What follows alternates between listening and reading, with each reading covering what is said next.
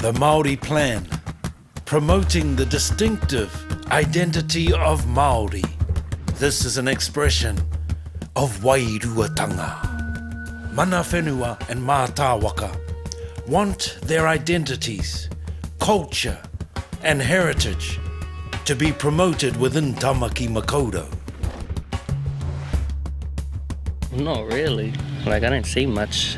Kia au nei ko te Wairuatanga, ko taku hono ki te hunga wairua, te hunga mate me ngā atua Māori.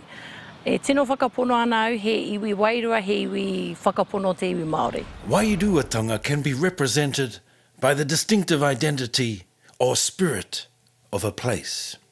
It conveys a sense of being Māori in unique ways and across a range of physical and spiritual dimensions that are distinguishable from other people, but in harmony with the natural world.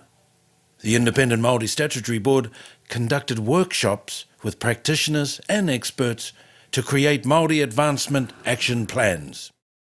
Here are some actions that promote the distinctive identity of Māori. Auckland Council to develop an urban Māori design protocol, including Māori design principles and values. Auckland Council to develop and adopt a biodiversity policy that includes the relationship with Māori and natural resources. Here are some actions related to Te Reo Māori. Auckland Council to incorporate Te Reo Māori into all communication avenues, including websites, signage and public transport.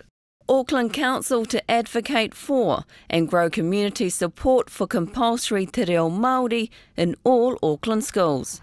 If Auckland is indeed the largest concentration of Māori, if indeed we accept the proposition that there may be a comparative advantage to be had in that, then there are huge opportunities to ask ourselves, how does our environment reflect that comparative advantage? To find out more about the Māori Plan or the Independent Māori Statutory Board, visit our website.